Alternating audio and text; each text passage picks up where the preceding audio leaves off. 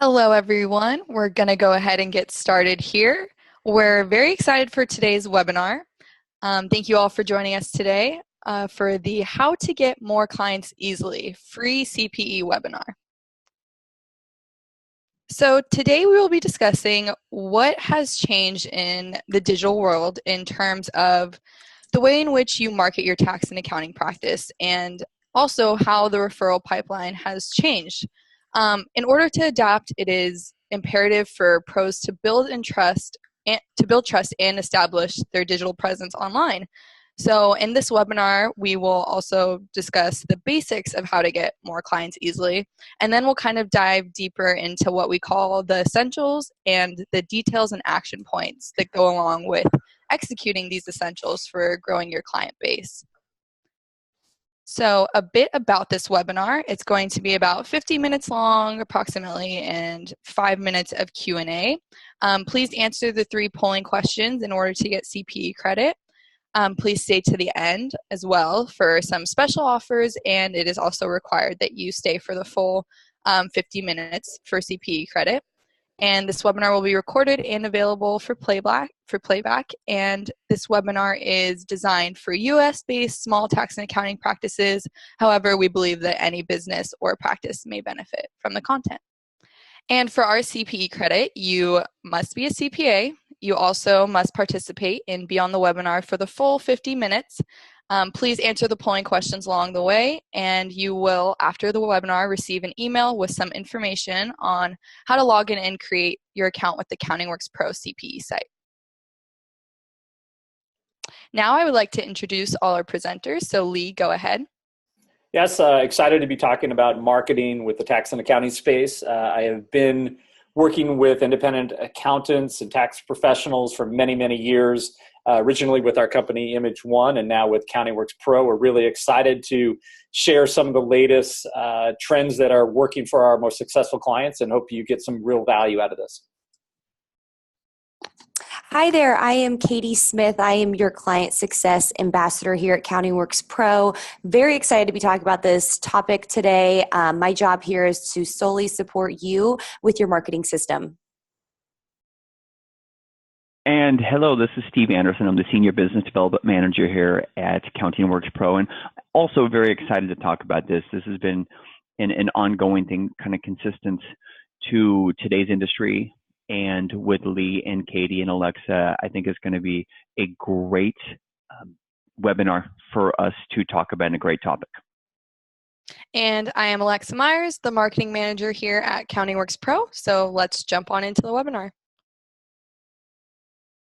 All righty, so what has changed? And this is a conversation we have daily with prospects and kind of understanding some of the old mindset and what has changed and what's really working for certain professionals.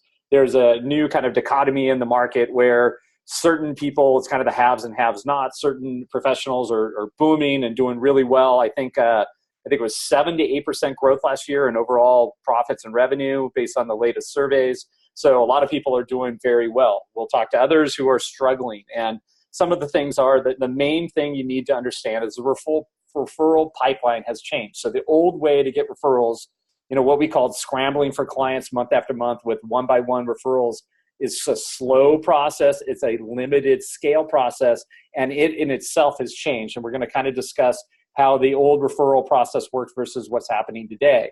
The new referrals are driven through the web, right? So driven by automation, unlimited scale. So web referrals are a way to grow much more efficiently and faster than you can today. You must evolve from a tax and accounting practice that grows slowly and manually, one referral by a time, of one that grows via machines and automation. So we're going to talk a little bit about the main changes. We're going to try to give you kind of aspirational top line type of concepts, and then we're going to go into some more specifics on how you can actually apply some of these things to your own practice. So let's start with a real world example.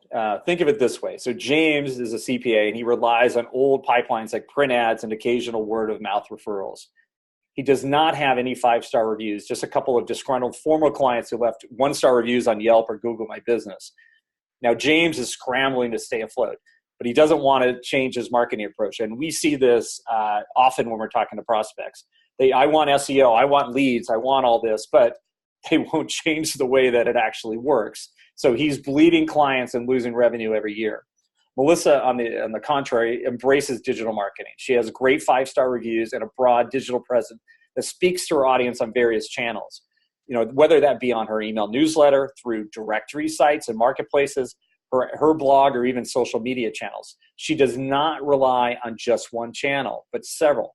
And many of our clients get more than half of their new business from web referrals, not just the old one-to-one. And they do that by targeting their content and their messaging to the specific audiences they want to talk to. That's how you generate more web referrals. So Melissa, for example, gets more business from her web referrals than her direct referral pipeline. And that's the way you really grow, right? You really want to supercharge your growth. I know the CPA business overall, I think in accounting world, grew 7 to 8% last year. So it was obviously a very good year, but there's still these haves and have-nots. And we're going to kind of talk about the secrets of what the haves are doing versus the have-nots. So her word-of-mouth referrals, the calls based on other 5-star review prospects when they Google her name. So when a referral occurs today, it's not done in a vacuum anymore. So even if you were doing the old one-to-one referral, people are still going to Google your name, and based on what those search results look like, it's going to kind of dictate who they decide to call, right? So there's multi-facets that we're going to talk about today. And then we say, who do you think is going to continue growing faster and why? Katie has some insight too on kind of what she hears when talking to more of our successful clients. So Katie, go ahead and jump in here. Yeah, thank you. So I speak with clients all the time, and many of them come to me saying that they're on the fence about keeping their website or keeping up with their marketing because they're focusing so much on leads, which of course makes sense. We want to see an ROI. But the mindset needs to change, and that's exactly what I coach our clients on. The purpose of marketing is obviously to bring you leads, but it's a process. How are you going to be seen if you don't have a website? How are you going to sell your services if you don't have any reviews or 5-star reviews? And then how are you going to exist if you're not on social media? That's just the way the world works these days. Back in August, I was speaking with one of our clients and kind of having this similar conversation with him, helping him switch his mindset that you need to kind of offer more added value for free, which is, social media posts, get those 5-star reviews, and have a nice, sharp, mobile-friendly website. When he switched his mindset, he sent out some review requests, got 3 new 5-star reviews, and then he recently got an inquiry, and they mentioned his recent reviews. And then that inquiry turned into a client. So that's just a success story. It happens all the time when we really remember to put ourselves in the shoes of a consumer. What would they want to see when they are looking for services? People are looking, they're reading your reviews, they're reading your bio without you even knowing it. So you want to give the best first impression possible and have your current clients do the selling for you with getting those 5-star reviews. Well, thank you. And I always say, let your reviews, let your clients do the selling for you. They do it better. They say it better than any ad copy you can write. So thank you, Katie. It's some good points. So what is the new marketing order? So I say by creating content designed to address the problems and needs of your ideal clients, you attract qualified prospects and build trust and credibility for your tax and accounting practice. Humans spend much of their time online. They're always visiting social media sites, searching for areas of interest, and engaging with content that speaks to them. So meaning they're spending their free time, they're already out there engaging with people's content, right? They're engaging with brands that have strong digital presence. So what happens to the CPA firm who is not present in these diverse marketing channels? You're basically cutting yourself off from this new volume or new funnel of web referrals. So you're basically missing out on this huge opportunity. You don't even know that you're not in the game. So it's an important facet. A lot of times once people start seeing the traffic and start getting a large volume of visitors to their sites, the amount of inquiries, quadruples, then the light bulb goes on and they get it. So that's kind of the new marketing order. So how do you get more clients easily? That's the purpose of this webinar today. So it all starts with change in mindset. Stop discounting the power of the web and start positioning your brand. This is it. For us, because we see the data and the data speaks to how well this works, there is still pushback. ADP had done a survey. I think only 21% of accountants are actively marketing or doing digital marketing. that's astounding to me, considering the world of Amazon and retail stores going under and everyone using reviews and the power of the web to research about brands or pain points that they have and solving them. So if you are not present, you're out of this game. So let's talk about how to get more clients easily. So let's get down to the basics. Getting to know what your clients really want, communicating better and communicating continuously is kind of the theme there. Simplifying your client's life and embracing automation. So let's talk about some of these things. So know what your clients want. And I think this is a big point that a lot of people miss. They, even in their own branding or their website or social media, they're not really addressing the pain points of their clients. They're more listing a bunch of services, a bunch of designations. They're not actually saying, hey, these are the pain points, these are the things, these are the value that I provide in my package, right? So your goal is that your client is getting more out of the relationship than you are, no matter what you charge. That is when you're providing true value. That's when you're saving, tax planning appointments, you're saving tens of thousands of dollars in tax liability. If you're helping a business grow, you're taking them from a negative situation and cash flow to a profit first kind of mindset. So, how does that happen? There's communicating the value of what you do, transparency in pricing, taking friction out of the buying process, taking the unknown out. It's no longer an attorney type hourly rate that I'm worried about how many times I speak with you, more transparency, and I know at least what I'm paying for and the value that I'm providing, right? Solve problems. Don't list services and designations. Overcome your client's biggest objections when you're pitching. We suggest, we've talked about this in other webinars that we've done, have a list of the objections that come up, the common objections, and have a response for each one of them. So try to get inside your prospect's head. Now, this is important. If you're speaking to dentists, for example, you're going to speak differently in your marketing copy than you would if you were speaking to gym owners. So, once you start speaking their language and taking on their personas, start using their words in your copy. I think these are important elements, to move forward with.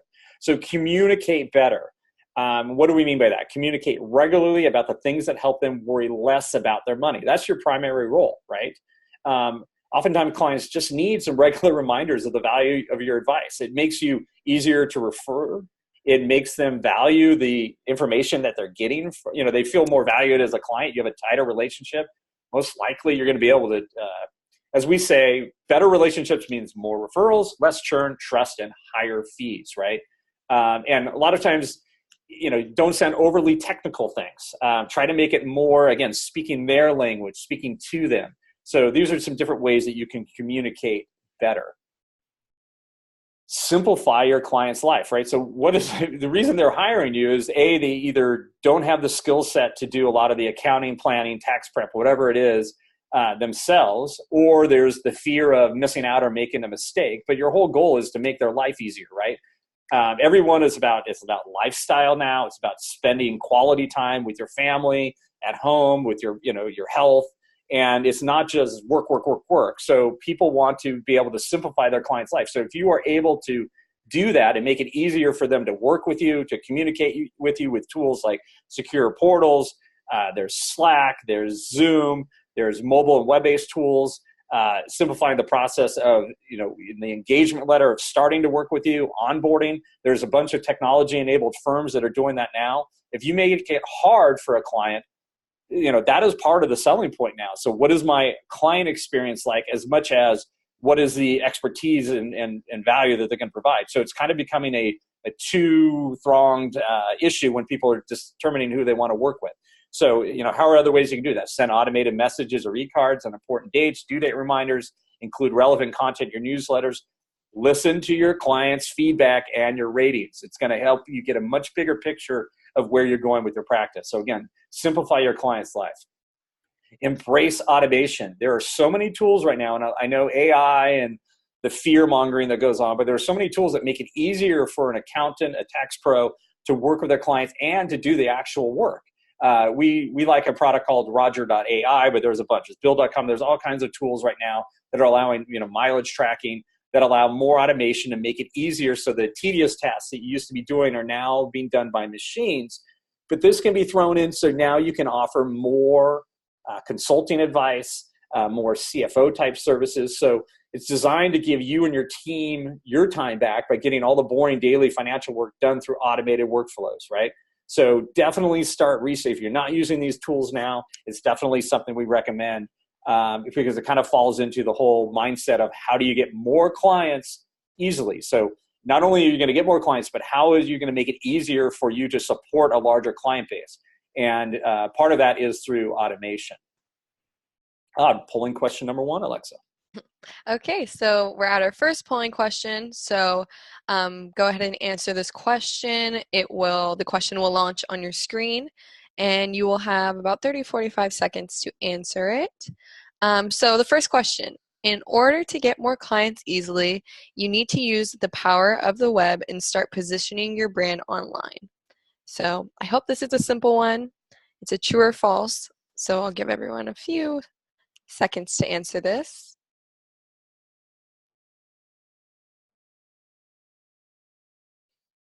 Okay, and the answer is true. You do need to use the power of the web and start positioning your brand online. It's really important in order to get more clients easily today. All right, thank you. I'm going to continue on here. So those are the basics. Now let's get into some more of the essentials and action items, right? So we broke it down into 5 different areas, and we're going to talk about kind of the top level, and then these are the action items. So it all starts with the professional brand. That includes your website, your logo, your bios, everything that you're communicating. What does your brand stand for, right? Then what are the marketing funnels? There's a difference between understanding what the funnels are versus what the marketing channels are, and we'll talk about that. Establishing a digital footprint. So what are the best practices to actually get indexed, so when people are online and searching your brand or searching for topics that you care about, that you're the thought leader in there. Getting more from your existing client base. A lot of firms are able to grow by using the new value pricing, the new value packages, by just identifying within their existing client base, what are some upsell, cross-sell opportunities for, from a client that may be paying me hourly right now and I'm only billing $1,000, but if I can put them on a $300 or $400 a month product that has more value for my client, I can take a $1,000 client to a $4,000 or $5,000 client, right? So let's get into this. It all starts with the professional brand. This is one of the most important things to understand about your marketing. It's ultimately your message is everything, right? So how are you differentiating yourself? If you're trying to be a generalist, it's going to be very hard to stand out online. It's more than just language. It's word choice. It's the tone of voice. It's the images that you use. It's the core value that your business was founded on and a key part of the user experience you're offering to clients. Steve has a lot of experience speaking with different prospects and people from different backgrounds. And I know, Steve, you have a lot to add here to the side. Absolutely. And I'll just touch on a couple of things. One of the major things is, like we were talking about, this is built on reputation and referrals, just kind of this industry. And making sure your branding is consistent and it is precise, but you're speaking to the same language and speaking that different, it's a different jargon and different conversation. But then the biggest thing, I think, outside the website, it's not just our common calls that we get in, or coaching calls, the website is not where your branding is going to be launched. It's going to be outside where you're communicating to your current clients and your potential clients. That can be a huge conversation that we can go through, but I think that's the core value of it is making sure you're connecting all in 4 and 5 different facets, not just your website. Got it. All right. I am going to get into now a little bit of what is, when you're creating a professional brand, what are the points you need to worry about? So establish a brand guideline. This is something that many people don't do. What fonts do you use? What color schemes do you use? What size logo? What are the types of images that you will be using? You don't want to be scatterbrained. You actually want to define that and create a brand guideline when you're setting up your own marketing material. Because when you go from your website to the social media site to your email newsletter, you want it to all be consistent. You want it to say the same thing, look the same way, and really it helps in consistency with communicating to the client. So, just like a political campaign, they come down with 2 or 3 talking points and they just keep hitting it over and over and over again. Your branding should do the same thing. So limit your talking points. Speak in a tone that matches your target audience. This is where you're looking at the persona of your audience. So again, if you're talking to Gym owners, speak in languages and images that speak to that target audience, right? Steve just alluded to think outside your website. So this is where you have all these different channels that you're speaking to, and think of how your brand is consistent across those. So this is a very important thing. And a lot of times, especially tax and accounting firms, they're just all over the place. So it's very confusing to the end users. We used to talk about design, that when the designer is bored of your look and feel, let's say of your website or letterhead or whatever it was, that's probably when the messaging is starting to work. So it's something that back in the old days when we did print, that was kind of a thought process that we would go through. So let's talk about this. The marketing funnel. This is one of the areas that has really changed. In the old days, people came into you as the intent level. They didn't have as much transparency on the web that they could research things, they could identify and find other brands and other points of view as easily as they can today. So today's funnel is much wider at the beginning. So it starts with the awareness stage. People are searching for information, right? They might be online just, on a Saturday, they're sitting on Instagram or on Google, and they start, thinking, oh, what if I could do this better? That's when they start using Google or social media to find what I call the awareness stage, right? So they're searching for information. At that point, they might start interacting with some brands they find online that have written some content. So I'm going to go off this slide a little bit, but something I've written out. To reach your audience, start by creating and publishing content, such as blog articles, content offers, and social media that provide value. Examples include a white paper on how to respond to a CP 2000 notice, information about how your service can resolve their pain points, customer testimonials, and much more. This statement is really what is going on during the awareness stage. So you want to have enough content, valuable content, that people are going to start engaging on. And once they go from the awareness, they find this content online. We do white papers for clients. We have a bunch of conversion tools. We have our TaxBuzz marketplace, our CountingWorks marketplace. These are the ways we create awareness for our clients and get their content out on the web. So from there, once they're now engaging in this content, they go into the interest stage. So they want to maybe get a little more specific. They might start looking at specific brands, looking for reviews, getting into consideration, comparing different professionals. But if they've already been engaging and trusting your brand at the awareness stage, getting into the interest, to the consideration, and now to the intent level is a much easier process, right? So the funnel gets narrower and narrower. So the more content you have out there at the awareness stage, and that's what we do for our clients, we get them indexed for, especially the growth level subscribers, we'll get them indexed, and it grows over time to tons and tons of what we call long tail search terms. So there's a ton of different content. We write content about life events, for example. I'm starting a new business. I had a baby. I'm retiring. I'm selling a business. This is the content that people are searching on, and we want it to be your content that they find, and then that walks them through the awareness, through intent, evaluation, purchase. So this is kind of the new marketing funnel. If this is new to you, it's something you definitely need to understand. This is what has changed from the one-to-one referral now to the modern day of marketing. So the marketing funnels, your website, right? You control your website. You control what's on it. You can control the content. That's where the main point you want people to engage on. Social media sites.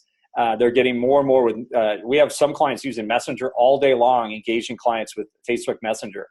Review marketplaces. These are key. TaxBuzz, CountingWorks, Yelp, Google My Business. These are areas that people are going to start their search. So now they're at the intent stage. They're looking for a professional. They may go to social media and ask someone for a referral, but a lot of them are going to the review marketplaces, and they're going to find the best people, compare, shop, and doing this, again, all in the behind the scenes without you even knowing it. So if you do not have a strong presence in these review marketplaces, you're out of the game, right? Directory listings, a big SEO tell. So Google and the search engines, how consistent is your name, address, phone number across the web? The more consistent it is, the more likely Google is going to say, hey, this is a real business. When we provide information about this business in the search results, it's going to be accurate. That's their whole, their whole thing is about user experience for their searchers. That's why it's important. Google My Business, huge, right? Google My Business is now becoming more and more real estate in Google's search results.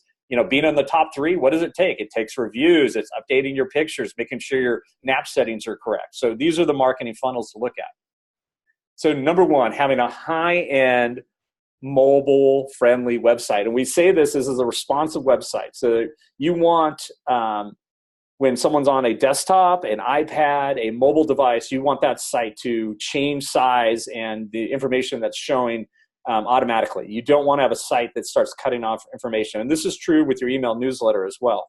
Different devices have different screen sizes. You want your site to work well on those. You want your site to have HTTPS security on it. There's nothing worse than getting a warning when you go to a CPA site or an accountant site or an EA site and it says security warning on it. Who would work with that person? I'm sharing you with my personal details and your website has a security, warning. So ask yourself, is your website an accurate representation of your practice? Does it make your clients want to work with you? So are you speaking to pain points? Are you using photography and images, graphics, whatever they are, to really give your value proposition? Your website should depict what you want visitors to think about you, right? Then from that point, having conversion tools there that will take the conversation further. And we've been testing out and using different chatbots, different greeting bars that have really changed the conversion game for our clients. So it's definitely something you need to look at as well. So have current and professional photos and headshots. Prevent visitors with multiple contact options. This is where I'm saying a lot of interactive content will really help convert more visitors to actual web referrals or someone you can actually start speaking with. So these are important elements. Social presence. So this is just a story. We like telling stories, but Jane needs accounting help for a small business in Los Angeles. So she decides to ask her friends on Facebook for a recommendation. And normally when you do this, you'll find out, depending on how well your friends like you and how confident they are in the people they work with, you'll get several recommendations. And but the problem is, if you do not have your business or you do not have a business page on Facebook, there's a secondary that you're creating friction in the process. So meaning John, as a CPA, has a Facebook business page. So when Jane gets these referrals, one of these is John's link is going to have a hyperlink directly to his Facebook profile. So when that brand is tagged on Facebook, it creates a hyperlink to the brand's profile. Jane clicks on it. She's now in John's Facebook page. So this is her first experience with your brand. The Facebook page is loaded with blog articles, helpful tips. It includes photos of staff. It's welcoming. It's human. It includes other recommendations from satisfied clients. That is what an optimized Facebook social business page should do for you. Having a presence makes it easier for that referral to jump in and now have a conversation with you. The other referral sources who had no presence on social media, someone would literally have to cut and paste their name and then go on Google to try to search for that brand. So what would they find when they're doing those searches? The question is, can they even find them? So what I'm saying is, if you take the friction out of the buying process, you make it easier for this online referral to take place, you're going to be able to generate more clients easier than if you did kind of just sitting back and ignoring what's going on. So this is how things have changed. So, who do you think gets the business? John or one of the accountants that are Facebook friends referred? I think John, the CPA, with all the referrals, having a solid page will get that business all day long. So review marketplaces. We've talked about these already. Yelp, Google My Business, TaxBuzz, Counting Works. This is where people leave reviews. We have clients literally with hundreds and hundreds of reviews. We have a process in place that automates this. We even share them on social media automatically when the reviews come through. This is a no-brainer. Get yourself a presence on the marketplace sites.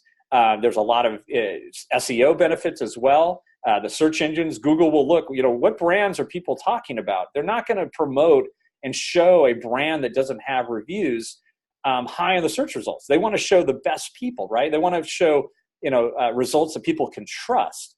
More importantly, if you're a brand and you have 0 reviews and someone's referred to you or someone finds you through the new web funnels or channels, how are they going to feel reassured that, somebody actually backs up what they're saying? So meaning, if you don't have a bunch of reviews or social proof, it's going to be harder for you to convert these people, searchers, to new clients. So we have a couple clients who just are adamant, I'm not getting reviews. We get them indexed on page 1 of Google, but when we have the conversations of, I need to convert more, Well, you need reviews to convert more. I mean, it's the biggest no-brainer ever. It is the logical thing. Let the client do the selling for you. If you're not using reviews or testimonials throughout your marketing material, you're losing out, right? So in the era of reviews, testimonials, and social media, it matters what people are saying about you. Directory listings. This is an SEO issue. It is kind of the old-fashioned, phone books, right? So make sure people can find you. You want to be listed in all of the directories that you can be. And the more consistent you are, Google recognizes this as a better brand to show in the results. So it does affect how you are ranked. Examples, again, Yelp, Google My Business, TaxBuzz, Angie's List, Counting Works. There's a number of marketplaces that work well. Different markets work differently. For example, San Francisco is big on Yelp. Other places, people can't stand Yelp because a lot of the reviews are suppressed. So they're hidden by Yelp's algorithm because people that review accountants may not be, foodies or running around at restaurants, and they're not doing as many reviews. So be very careful on how you build up your review profile. We always say start with Google My Business, TaxBuzz, and Counting Works. Depending, TaxBuzz is for tax prep, Counting Works is for accounting. Google My Business, number one, get as many reviews as you can there, and then work from there. But directory listings are a big element of here. And just talking about Google My Business, so for specific SEO, Google My Business has been explosive growth and relevance. And a lot of people still argue a little bit about the local and understanding the role of Google in search and local. And what I'm saying is, people are trying to do virtual services and they don't understand, why am I mentioning my local geography? Why do I care about that? I want to get clients everywhere. I work with clients everywhere. Well, guess what? When it comes to Google traffic, Google, I'm looking for tax preparation near me. I'm looking for a small business accountant near me. That is one of the biggest growing search terms on Google. And guess what? If Google is seeing that, who are they going to reward with more traffic? So if you are not adding those elements within your meta titles and meta descriptions, you're not going to rank as well. Google might be able to defer, hey, this is where they're located based on your GMB profile, but having this very specific location-based listing is very, very important. Every pro should have reviews under the Google My Business listing. And then more than 92% of mobile searches worldwide are through Google, right? So it's safe to say that having an updated GMB page with your basic business information is important. I can't say this enough. If you do not have a GMB profile set up right now, at the end of this, go claim your listing and get it optimized. It's a very important element.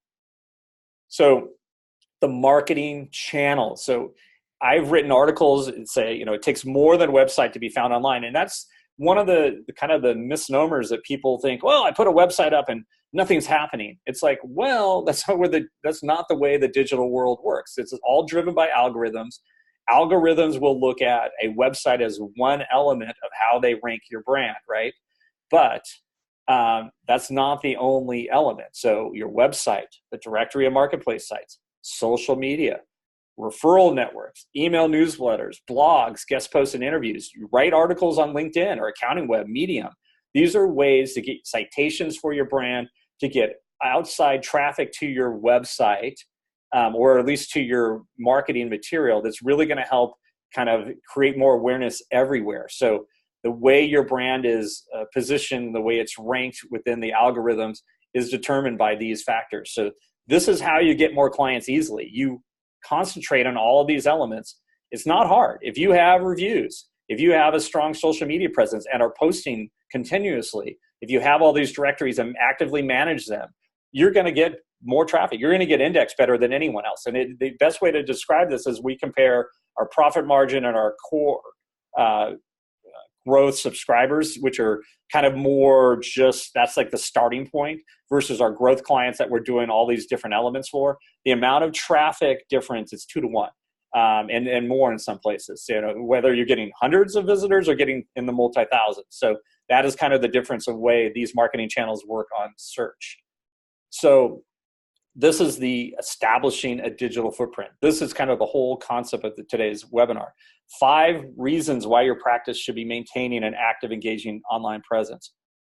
Your target audience is already using the platforms. Like it or not, they're on Instagram, they're on Facebook, they're on LinkedIn, they're on Twitter. People will notice a brand's absence. especially when they're looking for them, right?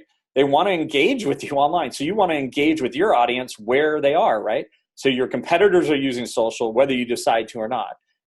You can go take the free route and choose to invest highly lucrative social advertising, or you can, just start putting out curated content, articles, blog articles you've written, aspirational type of images.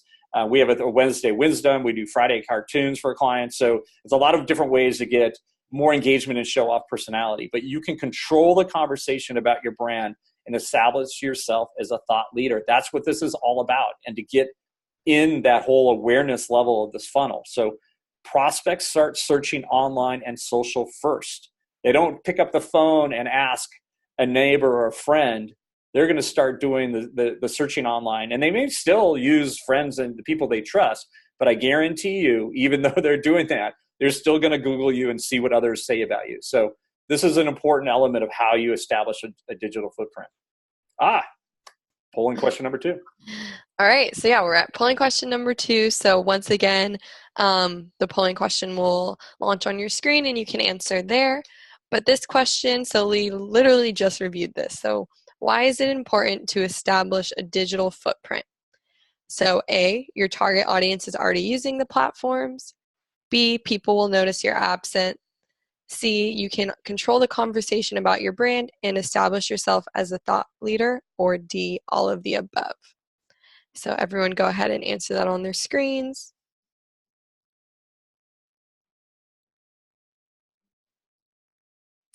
Okay, and as you can see, the answer is D, all of the above. All right, excellent poll question. So let's get going here. We're running a little tight on time, so I'm going to speed up a little bit. So establishing a digital footprint. These are things that we've already talked about, but reviews, social media posting, professional photo and bio. We even use a tool called PhotoFeeler. Go to photofeeler.com.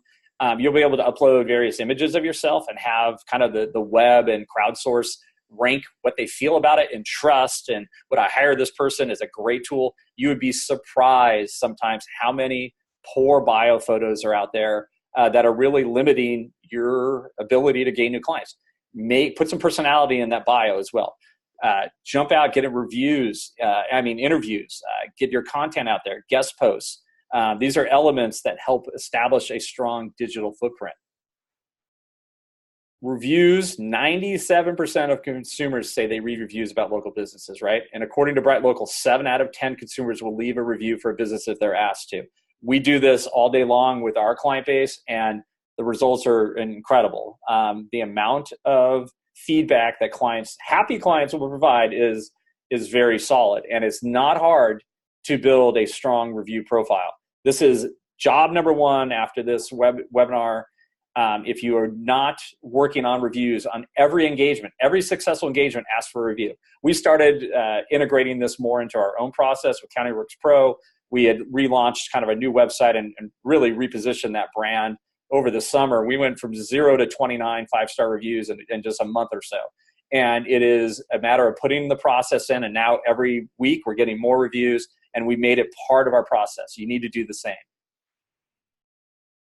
So why reviews matter? We have thousands and thousands of these. Finding a CPA online, they lived up to all of their positive reviews. I found Gomez CPA by doing Google search on construction CPA firms in Miami, and he appeared on top of the list, right? I found this person on Google search. They quickly responded. They provide great service. These are the kind of things that you'll see over and over again. This is what you want to build as you're going through the review process. But it 100% works. We see literally thousands of these reviews on our marketplace sites. So does that mean they're not getting new business through web referrals? 100% they are, and that's how it works.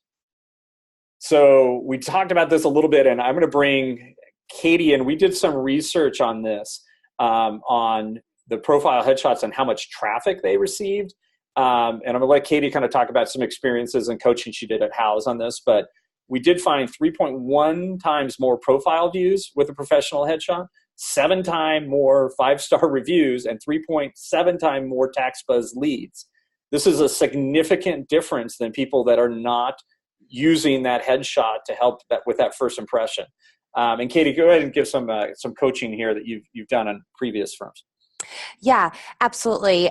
Even some further research is they say in 40 milliseconds, we are able to draw conclusions about people based on a photo. That's less than 1/2 of a second.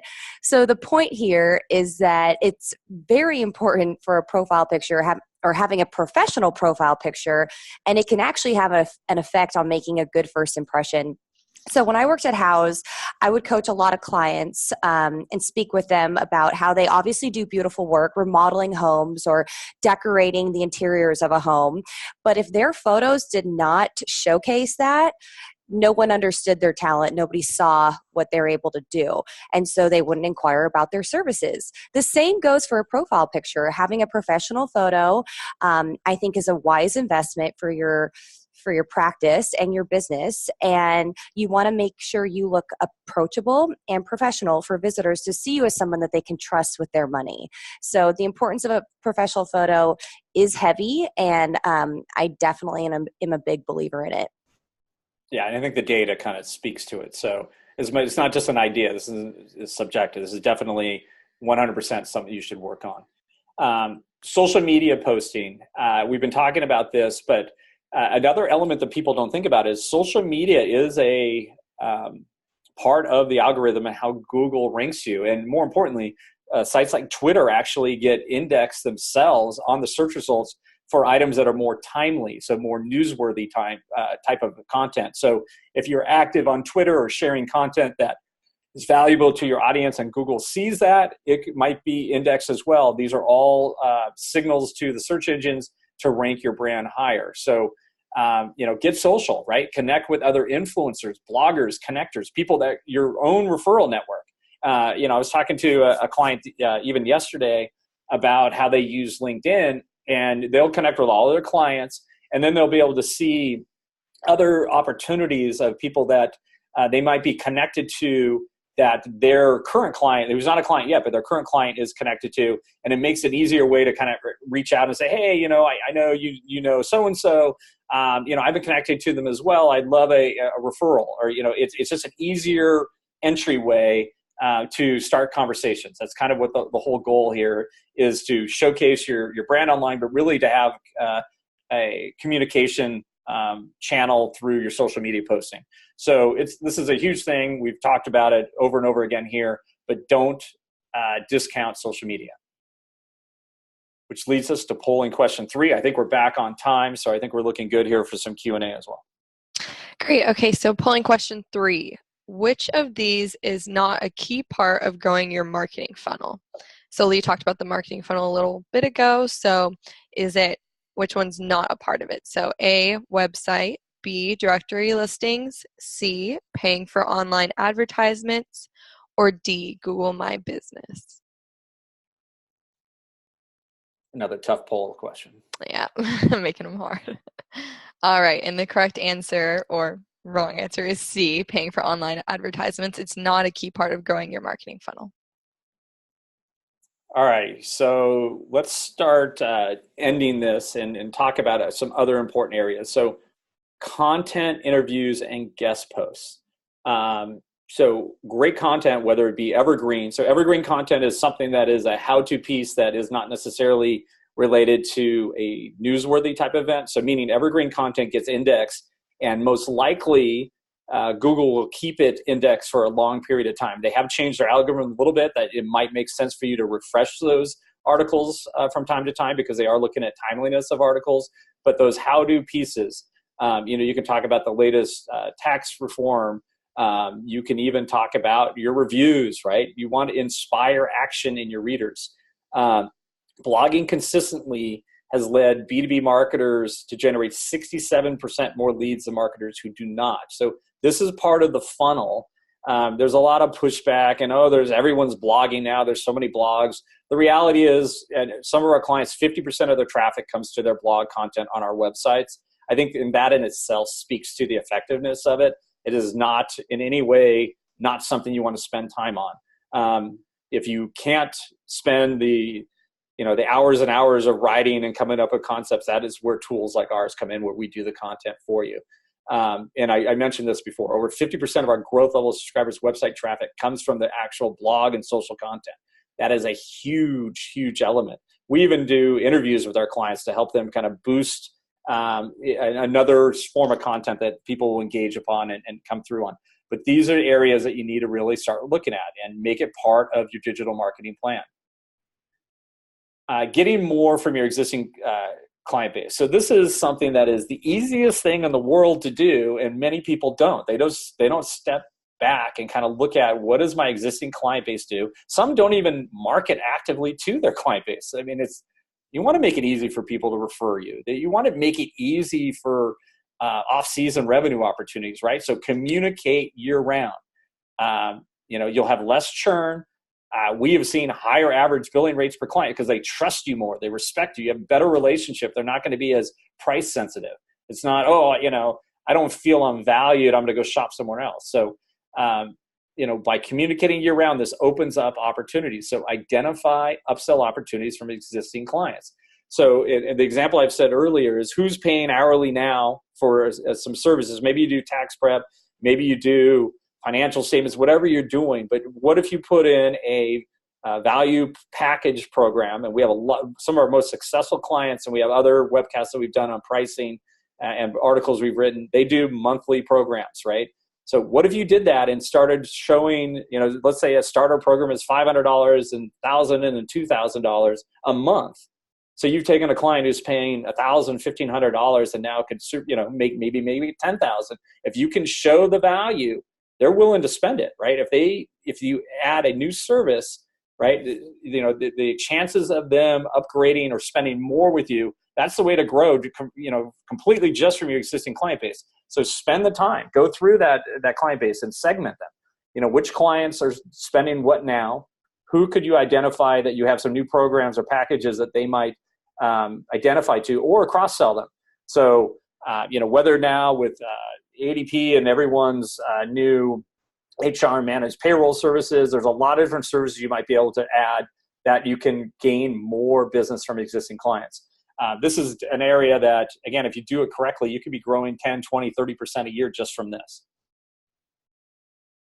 So going back to getting more from existing client base, use online referral tools. There's a bunch of different programs and software out there that do this. We have a tool built into our websites that make it easy for people to refer them for you, right? So make it easy for clients to review and refer you online. Use interactive conversion tools.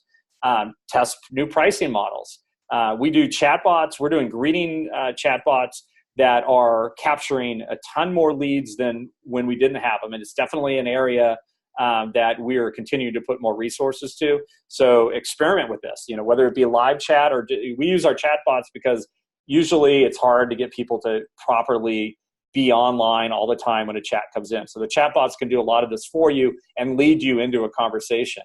Add online feedback forms to your newsletter articles to get feedback from clients and prospects and to identify planning opportunities. We integrate those into all of our email newsletters and blog articles that go out.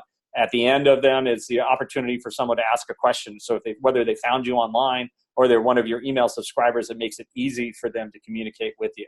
This is another way, again, to get new clients easily. Let's use technology. Let's use a digital footprint to make our lives easier. So this kind of wraps up today's presentation. And we do have a little bit of a selling point to this, but basically we've spoken about a lot of different elements of digital marketing. It is hard to do this on your own. It might take 3 or 4 different software products. If you have to develop content, if you have to develop social feeds, do you need humans to do that for you? We have created what we consider the best simple and automated 360-degree marketing program on the planet. We have upgraded our technology to make automation even easier to use. So CountingWorks Pro helps the most forward-thinking tax and accounting professionals develop meaningful relationships at scale. And that's the whole point here. How can you go from limited amount of hours and billable hours to change the way you offer your service into packaging, value practice packaging that is scalable? You can grow your revenue at a much higher rate than limiting yourself to your hourly rate. So that's all about value pricing, some other things. So where CountingWorks Pro comes in, we are a a full service marketing company, and really focused on the marketing automation side. So it's definitely something we'd love to hear from you. We do have a special offer, but don't take my word for it. Look at we have a bunch of different case studies on our accountingworkspro.com website of just huge results of clients who, we get feedback on just the monthly newsletters. People leave reviews about the quality of it. This stuff 100% works. Sending quality content that speaks to your audience, hits their pain points, does drive new business. And we have two different examples of the amount of, 81 online reviews. I know there's more there, 335% more organic traffic growth. These are things, 235 new leads. These are really significant numbers that for a firm that wants to grow, this digital marketing 100% works. So that leads us into polling question number 4. This is the most important question of the day. Exactly. So this is just a bonus question. So do you want additional tips and tricks on how to get more clients easily? So just a yes or no question if you want some more information. Outside of this webinar, we'd be happy to share some more information with you. Yes, and hopefully you say yes. Steve and the team, we do have some special offers for people who have spent some time on this. And Steve, just go over real quick, because I want to get into Q&A, how you would meet with a client, consult, and coach them if they do reach out to us. Absolutely. Thanks, Lee.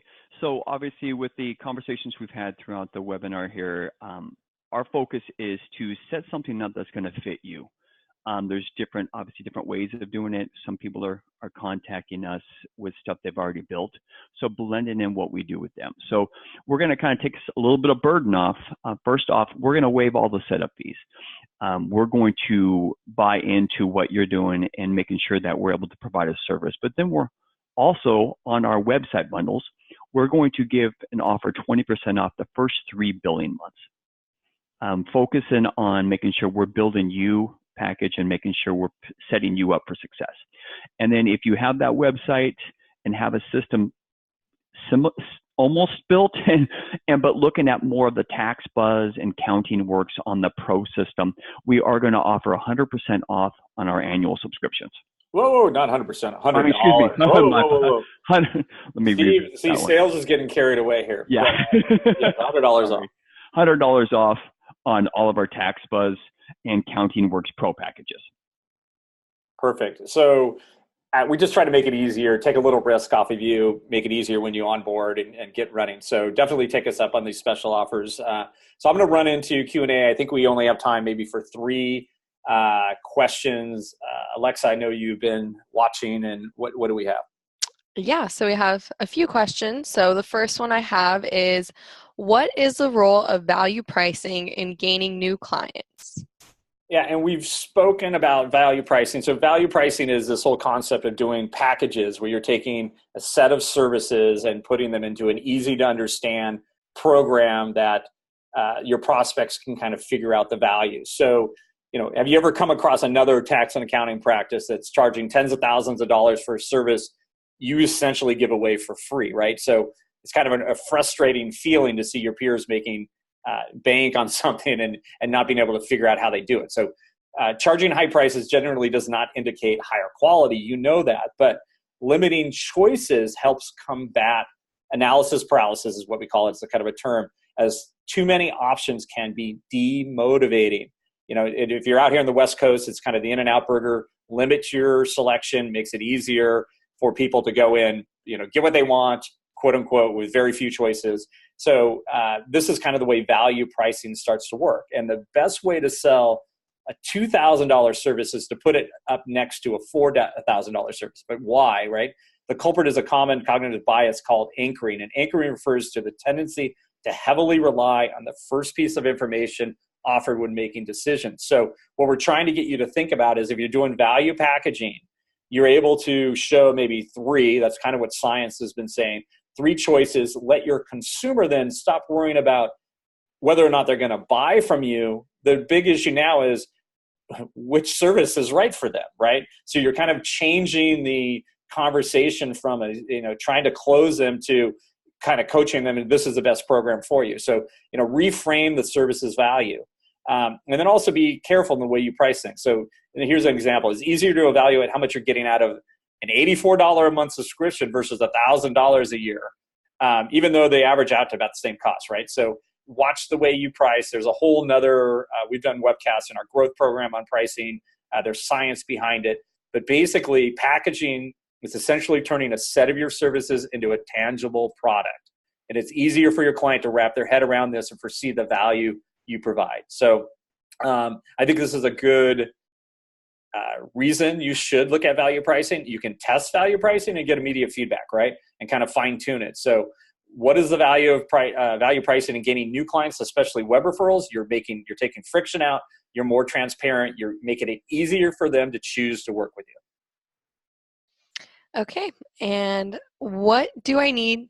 Why do I need to get reviews to market in the digital world? Oh, someone's still asking that question even after all that we've talked about? Okay. So the age of Amazon, right, and the widespread adoption of marketplace sites have completely changed how consumers shop for services, and also how they go about the process of determining who they work with. So first, the matter of endless choice and easy access, right? That's on the web. Rather than looking at individual websites for each seller, consumers consider they can easily now browse a vast array of options, right? So they can go to a marketplace site and they can look for a CPA or an enrolled agent who focuses on X. I can now get results from a marketplace site, and based on the reviews, I can then start comparing and contrasting each person, right? So oftentimes, you'll come across people that and options that you never would have encountered through your own colleagues or friends and family, right?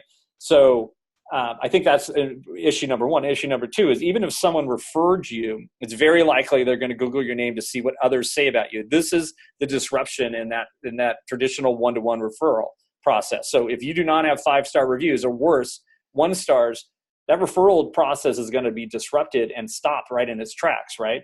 So, we can go back on all the different statistics. I think there was one that 88% of consumers pre-research online before buying, and 84% trust online reviews as much as personal recommendations. I think the data, again, backs this up. So reviews are the key. You cannot convert web traffic without social proof. If you are lacking it on your website and in these marketplace sites, you're never going to get clients easily, because you are not going to be able to convert this traffic. 100%, this is something you need to integrate within all of your marketing channels. Definitely, Lee. And the last question that we have time for is, what is onboarding?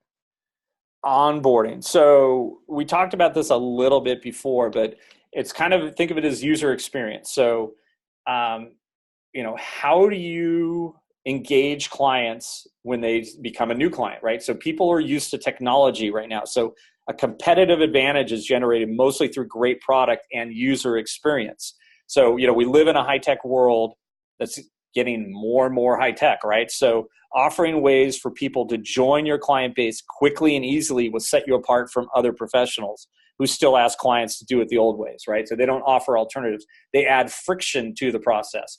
And you're seeing all these different, there's Visor, there's Intuit is doing their own Intuit Live or QuickBooks Live. There's all these new technology-enabled tools that are making it easier for prospects to become clients. You as an independent, you're providing a better service. You're going to be more responsive, blah, blah, blah, than these technology-enabled products. But a lot of buyers right now, quite honestly, they care about that user experience just as much. So your goal should be to make it as simple as possible for clients to start the engagement with you. And this includes, VoIP calling, it's engagement onboarding, it's being able to collect information online securely. There's a different, e-sign, there's a bunch of different ways. So, the old faxing and the old mailing, information is kind of gone, right? Your clients will, really, they'll thank you for it. So I always say, good for your practice should also mean good for your clients. So make it easier for them.